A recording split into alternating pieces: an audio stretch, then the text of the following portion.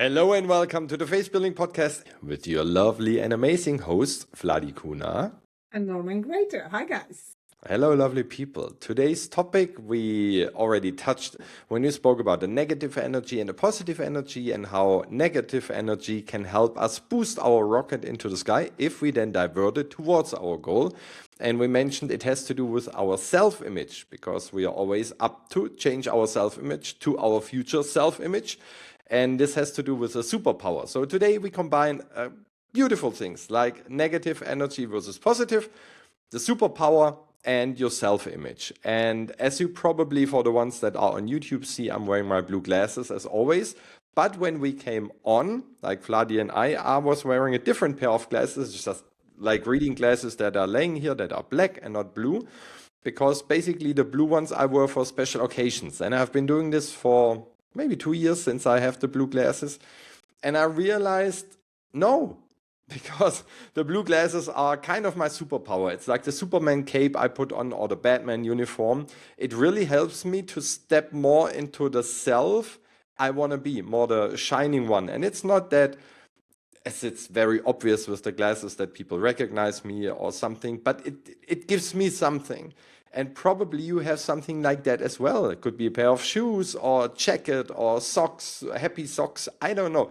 Something where you say, if I wear that, I feel much better. And usually this happens with beautiful outfits. If I wear my tuxedo, of course I feel totally different rather than being in a ripped t-shirt like I would lay in the garden. I look like a bum, but that's totally okay. It's just me. But like Kevin Trudeau always said, put on your work outfit when you go to your home office work, because if you go to a bank or insurance company, usually you have kind of an outfit you wear for this. But when you're sitting at home, you fall out of bed and you just leave on what you have, there's nothing wrong. But as I know, being an artist or have done magic in the past, the moment I put on my magic outfit, my magic uniform, the suit where I had my magic tricks in and the card decks and everything, it was different. It just gave me a different feeling, and the different feeling gave me a different aura, and the different aura gave me a different feeling from basically the audience side. And the glasses do the same. So the question we want to pop right in the beginning, what is your superpower that you either already have or probably could get? And think about one thing, always make sure that you should be able to have or wear the superpower everywhere. I was thinking about tattoos, but I'm not a tattoo guy. I don't have one, and I think I will never have one. It's just not my thing. Of art, and it's totally okay if you're full of tattoos, then you have it all the time. Then I thought about shoes, but if I'm in my bathing outfit and my bathing pants, I'm not wearing shoes, so the shoes were out. A certain shirt, no, you cannot always wear the shirt. So I came to a point, even with the hairstyle, where I said I don't have a fancy hairstyle where people say, oh, it's like very long or very fancy. No. And at one point I figured there's only one tool I could wear even if I'm naked, and that's a pair of glasses. I'm not really wearing jewelry besides the ring I have with Anke. Nothing else. So glasses it was for me. Ask yourself where and what could you have that you could take along all the time. And as you, for the YouTube watcher, not for the Spotify listener, you will already see what is one of Vladi's superpower tools, because at least I can see it. And for you watching it, you can guess what it is. Now she gives you a hit. Vladi, tell us more about the necklace. My superpower is my Moldavit. And I love Moldavit. The sole source is in Czech Republic, so it's also dear to my heart, of course. But it's been such a superpower for me, and it's stone that picked me. So it's not something I'm crazy about crystals, and I mean good crazy. I have crystals all over the house. I love feng shui, energies, and all this stuff was always part of me ever since I was actually a teenager. And this stone picked me, and I just felt superpower. And I didn't quite associate it with the superpower to start with. But over the years, like Norman is talking about, I know that it gives me this super strength. I have various pieces of Moldavit. And then years later, I found out that actually Winston Churchill was having one in his pocket on him all the time, which, like you can say, Winston Churchill, I don't know whether that's a positive or negative comment, but it shows that the powerful people choose a powerful stance. So I've associated my power with it. And I love wearing it. Every time I wear it, I feel different than any kind of other pieces of jewelry. And that's why even when I have a choice to buy rings or like necklaces or arm brace, it actually has a Moldavit in it, if I can get it. I just love that stone. But that's the thing. You must fall in love with whatever the superpower is, because so often every single one of you have one. And I was saying to Norman earlier, and I'm gonna read this just in a very quick one. We do these fun games. Like if you should look back in the last week and say which superhero represents your week, like who would you actually fit or tick yourself as in? And I'll just quickly read you 6 or 7 examples. It says, I was the Flash. I blinked and it was Friday, so you don't even know how fast your week's gone. Or definitely Batman, surviving on strategy and coffee. Or Spider-Man, spinning a lot of plates, but somehow making it work. Or a Wonder Woman, balancing work, family, and still showing up. Or you perhaps can associate with Iron Man, which is every challenge becomes another invention. I love this one. A Hulk, one more email, and I was transforming. Which feels like so many of us could relate to that. Yeah. Or Captain America trying to do the right thing when it wasn't even the easiest things. And it doesn't matter what superhero you feel, but really think about that. Is that superpower that you have? Because every single one of you has a very unique gift. Are you using it well enough? And are you using it often enough? Or you just hiding somewhere behind the scenes? And that is the key. It's you were gifted this to use it, not to hide. And so many of us going to the self-image and how we blend this beautifully is, it's there, but what self-image is actually running you? And when I say running you, it's running you 95% of the day. The whole subconscious mind, that is the programming, that the paradigms, the conditioning from a childhood and onwards, it's running you 95% of the day, whether you realize it or not. Sometimes we don't. So you have to consciously think, what is that self-image? And I will give you an example I've used this morning. I love using the thermostat. It's a psycho-cybernetics. It really is the easiest way to explain it, because if you set the temperature room on a thermostat for 25 degrees, it's going to reach the 25 degrees and shut down. Or if it's above, it will kind of bring it down with the air conditioning if you have the cooling system. Obviously, it depends what country you live in and what system you have. But it will bring you down to the set temperature. How do you bring this into money? Let's talk about money, because obviously that's what most people want you to bring it into the wealth and creating a more financial freedom. Bob Proctor used to ask us this question, and I never understood it at the beginning, when he said, what is the most amount of money you made in a year? And first time I've heard him, I was like, that's quite personal and noisy to ask that question.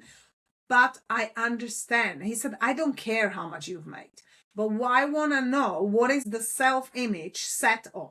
So if you're a person, the most amount of money you've made is 100,000 a year, your self-image, which is your thermostat temperature, if we talk about that as a metaphorically, is set for 100K.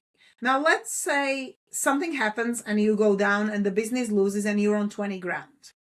Your self-image will figure out how to make 100K. Somehow you will have to mobilize yourself, maybe find a new way of doing it, but you are perfectly easily capable to bring yourself back to 100K, because that is the self-image set, the temperature set. You just need a little kick or maybe a new way of making money.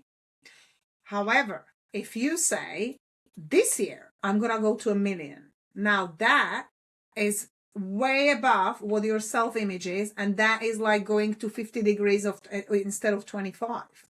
Not quite in a percentage way, but it's quite extreme. So you have to update the self-image first and start believing that I am this person. You have to feel first mentally that you are the person making 1 million. How would that person feel? What would you be doing now that you have that million? What are you doing with the money? You have to be very deliberate, intentional, and specific with giving this, because if you say, well, I'm going to be traveling around the world. That used to be something I said. Don't say that, because it's very vague. You can't physically travel every single country around the world. So which country specifically you're choosing? People say, oh, I don't really care where I'm traveling. You do care, because if you need to really narrow down to what would I love. You can't do everything and you can't be everything. It's the same like in marketing. If you're not niching down to your clients, and that's the fear of most of the entrepreneurs and business people. Well, if I niche down too much, I'm going to lose customers. Well, guess what? That's not true, because you're now specifically targeting a group that is interested in what you're doing. And then they're finding out being with you that you actually are capable of doing more things, so you can actually elaborate on it. But you're doing yourself more favor coming down to what is it I would love. Not everyone else, and we'll repeat this again. What do you want? Not your husband, not your wife, not your kids, not your parents. What is it you want? But are you really clear on it? And bless the adversity, because if you're not sure, I've heard that 3 times this morning where a girl said, I really don't know what I want, like I can't, and they feel frustrated not figuring out what is it I want. I said, well, bless the adversity, because everything is showing you what you don't want, so you can eliminate all that and it brings you closer to what you love. And so that's the self-image, whether it's positive or negative, is hooked to how you see yourself. But self-image is really sitting, and it's the confidence and the self-esteem is how you feel about yourself. So what's the picture in your mind you see of yourself? Do you really see yourself as a successful entrepreneur, or you're actually looking at the screen far in a distance?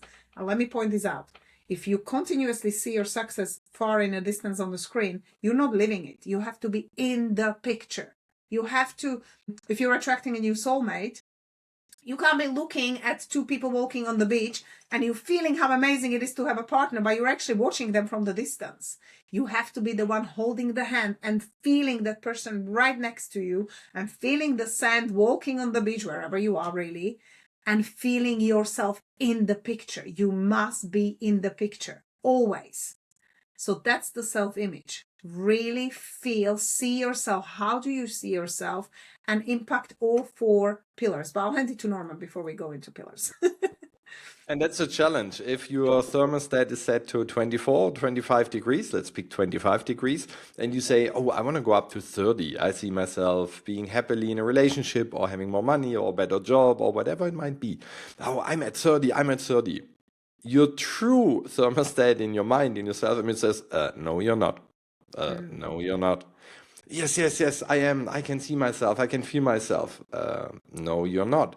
And we're coming back to last episode where we spoke about a negative emotion. And what Vladi is pointing out, you need to get emotionally involved. But how do you do that if everything feels normal? Or you say, I have never been in love. I have never had 100,000 or 1,000,000 or whatever you want to attract. How does it feel? You have no idea. And there I think you're wrong. Because the only reason why you want to have it is because you must have a slight idea how it feels. As everything that we want to have as objects in our world has basically only one common interest. And the thing is, I want to feel better than I feel now. So if you would not know how better feels, at least theoretically in your mind, you would not want to have it. You don't want to have a better car, better relationship, better job, better payment. If you would have no idea how it feels. But if we put that aside for a moment, because you say, okay, I must know it, but I cannot feel it. We're coming back to episode 82. And if you did not yet, please listen to it. There's much more input on that. If you get freakingly mad or wild because you don't tolerate stuff anymore, then you build up, first of all, negative emotion. But the moment you let out all the negative emotion, you feel at peace. You feel freedom, you feel whatever you feel after really everything that's on your mind since quite a while is out, then you finally feel something. And this is the moment where you turn it and you go into your future picture. And this is basically how you change the temperature.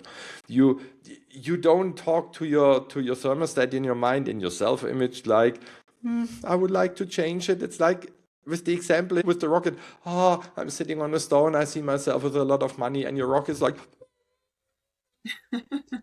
in slow motion going up. But if you're fearful and full of anger, You have throttle, you have extra boosters. This rocket goes into the highest sky, and this you use. Does it take time? Yes. It does not mean the more frustrated you get, the easier it is. But you need to find the point that you're frustrated about. And what stands in your way is, again, your self-image of yourself. And I give you an example. I was employed for 24 years. When I started speaking, and if I'm right, I think the first fee we put down for my speeches was 3,500 euros for a speech. Now, if you're professional in the market, 3,500 for keynote speaker, professional one, it's not that much. It's okay, but it's basically the beginner level. Now, me coming from the corporate world, working a full month for almost the same money, I would say net, it could have been. Maybe it was 3.5, maybe 3.7. I don't really remember. It's been over 10 years ago. But let's say I earned in 1 hour as a speaker now more than I earned as a regular employee in the full month. To change my self-image that this is okay, it took, I think, 2.5 years. Not that I did not get the money, but whenever somebody asks me, "Oh, you're a speaker, what do you do?" Motivation. So how much do you charge? Yeah, yeah, the amount. I think we can speak about it. We can find a way. And basically, what's your budget? 800 euro. Yeah, I'm taking it. Where your logic says, wait, one moment, isn't it 3,500? Yeah, but my thermostat was so far away from my new reality. I had to adapt. And now imagine you sit there and you do nothing, you just let it happen. It takes years, like in my case. But if you go out and you watch other speakers perform, and you will, in your area of interest or work, you will find a lot of competitors. Go out and see what they do. I was at so many conferences, speeches, seminars, workshops, so many of my great colleagues. But to be honest, most of them, I came out of the presentation and I thought, now this should be worth whatever they earned. 8,000, 9,000, 10,000 a speech. I was questioning myself. I said that the stuff they told me was not really heart touching. It did not change me. It was, from my point of view, blah, blah, blah, blah, blah. And they get 3 times the amount from you. And this is where you get mad. And you get mad in a way where you really let everything out. Don't powder it and say, yeah, I would like to have some more money. It's again your rocket. No, you need to really build tension and say those. I don't say it on the air now, otherwise we might get banned. But all the swearing words you can find in your mind, that those blah blah blah blah blah blah blah blah blah blah get so much money for this blah blah blah blah blah blah keynote that was not touching people. It just ripped them off. It was 40 minutes. It was without any passion and power. And after the conference, they left right away. They did not speak to people. I'm totally different. I'm so sick and tired of being sick and tired about complaining about others. And you build up all this tension. And then you use it. You create it like an energy ball and you throw it at your goal and say, I see myself earning 10,000 euros per speech or whatever your interest is.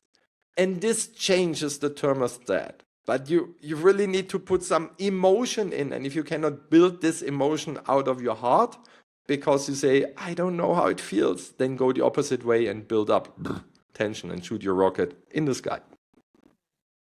I love what you're saying, and it really brought me back to when we were talking about Care Bears a couple of episodes ago. That really, how do you change the thermostat? Because, like thermostat is really easy. You come home and you move we've got like this nest. So you kind of like move it up and down. Yeah. Or you can bring it up with the arrows. So that's easy, yeah? Because you can just go and move that. But how do you change your thermostat that is actually setting your self-image? And that's not that easy because that's like the Care Bears. It has to happen from within. And really, the thing that actually moves the thermostat is your worthiness, which is a hugest part of the whole self-image. And I know the story that Norman just told us about the money is really closely tied to what you feel you're worthy to charge. And then you lower your worthiness, say, I'm okay, I can take that lower pay because, like it's better to have that than nothing. But what you're doing frequency, where you're sending out the energy, which is invisible and you can never actually see this, but it's out in that field where you're attracting a people who are lowering their standards and you're lowering yours. But you're a perfect match for that. Whereas when you say, this is what I charge and otherwise I don't work with people. I remember the first time I charged a client a 10K, I was like, who am I to charge that?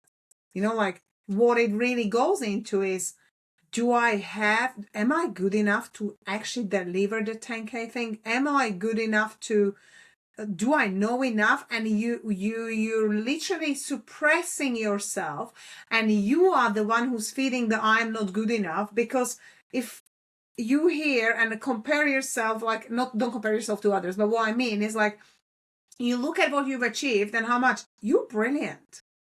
And it's the comparing yourself. That's what I wanted to say, that when you start comparing yourself to others, you start feeling, oh, but if she charges that, I shouldn't.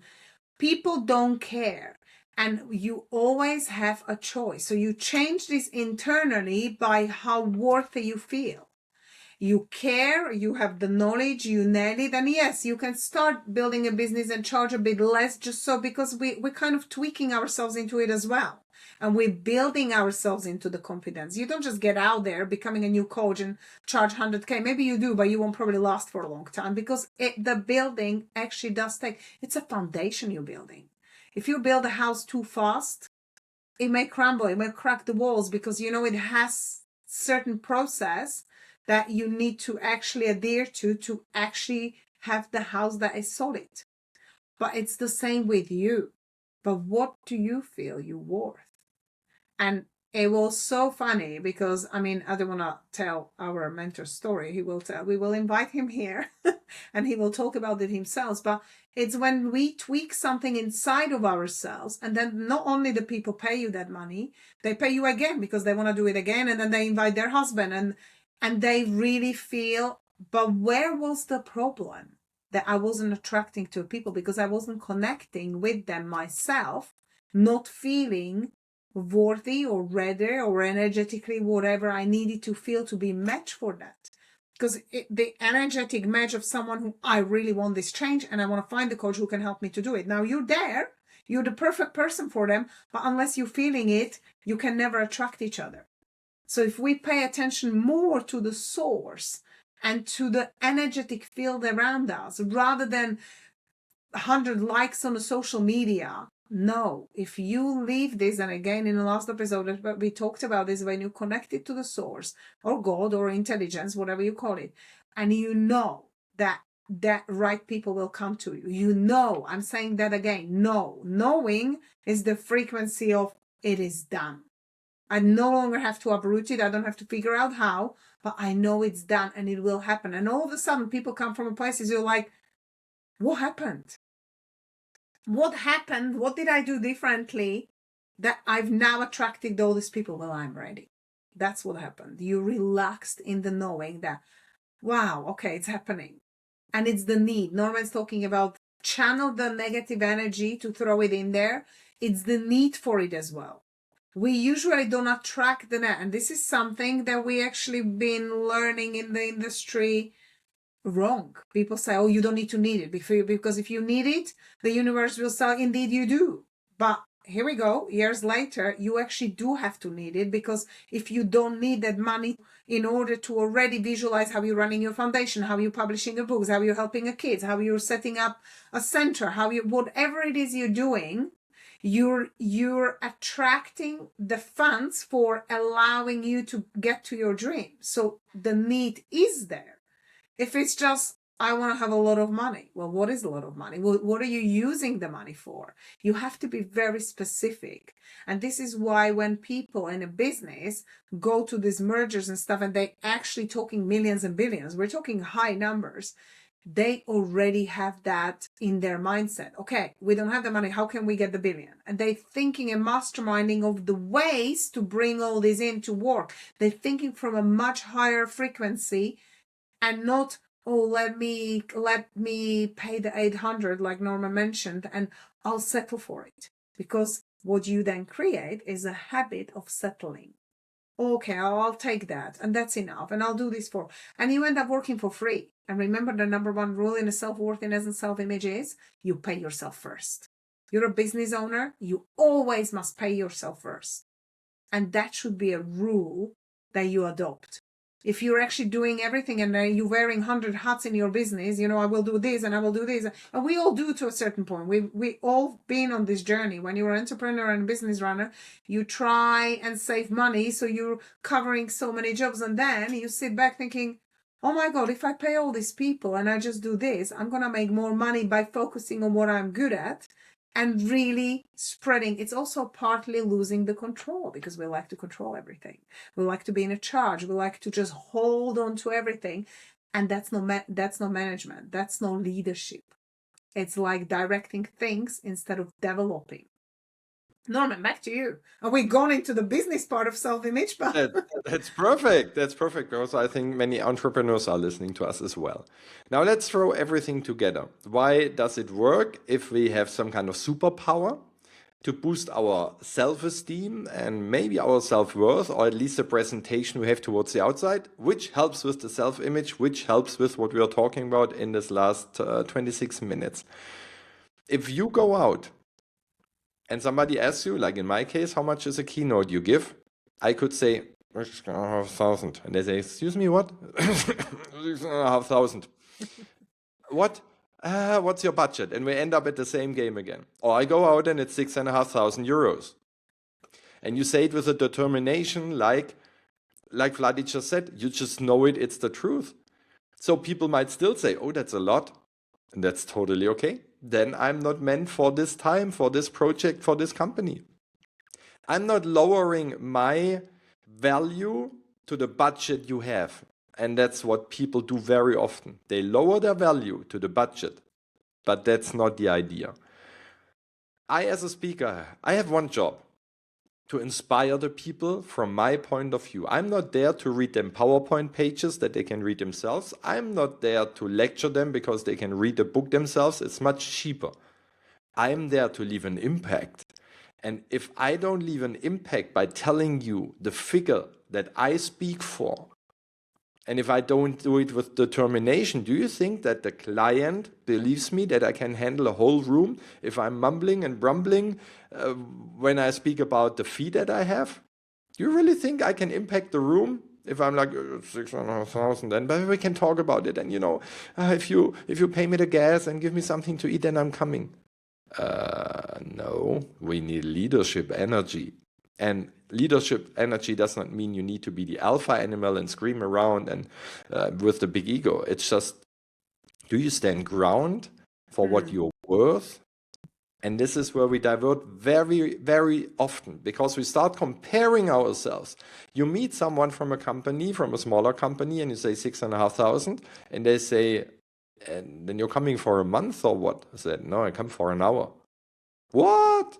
I need 2.5 months to earn this kind of money. Yeah, but that's not my fault. Again, should I lower my quality down to your income? It's two different things. But we like the mind to compare and say, I cannot charge that much because all the others are not earning that much. I don't care about the others. It's about what is it worth? Does it change people's lives? And it could be that you're a hairdresser, that you change people's lives. You don't need to be a speaker or a coach or something. You can be a painter. You can be a saleswoman or man in a regular shop. You change people's lives because the meat or the cheese you hand over there, that they have their garden party, will give them a good time and maybe make new connections. And it's all based on great food. As we know, if the music is too loud and the food is not good, that it's something that people remember. You are not worthless. You're not lower than somebody else. And you should never, never, ever think about the amount and say, oh, if he gets 6.5 and I get per month 2,000, he must be more worth. In kinds of money, probably for the thing I do, but not as a regular person. And therefore, if you put your uniform on, your superpower outfit, if you're friendly to people, if you're shining, if you're helpful, then the whole world will open. If you go the extra mile, Wayne Dyer always said there's always space at the extra mile because it's not too crowded. Too crowded, yeah. Not too crowded. So always keep that in mind. Our mentor always says, stay mentally broke, which means the moment you say, my world is okay, we spoke about that also in the last episode, my world is okay, you don't have any emotions anymore. Because it's not only true that you need negative emotions to succeed. If you have a vision, if you have a burning desire, you have the right emotions. But after a while, having everything, you kind of lose the emotional power behind it. And then you just swap and go towards this, oh, I get fearful. And how do you get fearful and frustrated and mad? If you stay mentally broke, not on your real bank account, you can do that mentally and just get pissed and angry and whatever, and then shoot the rocket towards your goal and then see what happens. Vladi, what are your closing ideas and I, thoughts? I remember that when basically what we used to say to us, like, don't lower your standards. So you have your standards, and even if you temporarily have to play broke or something didn't work out, it may be your love life, it may be your relationship, money, whatever it is, you have to really know lowering your standards. So you're still acting as if you already this person, because you are. And just temporary setbacks does not mean you have to give up because you're going into the victimhood. So really, it's that self-image is create the person you would absolutely love to be and perfect practice yourself into it as often as you can, because it must, by law, start feeling better the more times you repeat it, and it will raise your vibration. Whether you believe it or not, it will happen. That's what I'd like you to do. Perfect practice. Not just practice, because you can practice yourself into something that is habitually wrong or a wrong pattern, but perfect practice of things that serve you and do really well for you. And that's from me, and we will see you next week. All the best. Bye bye.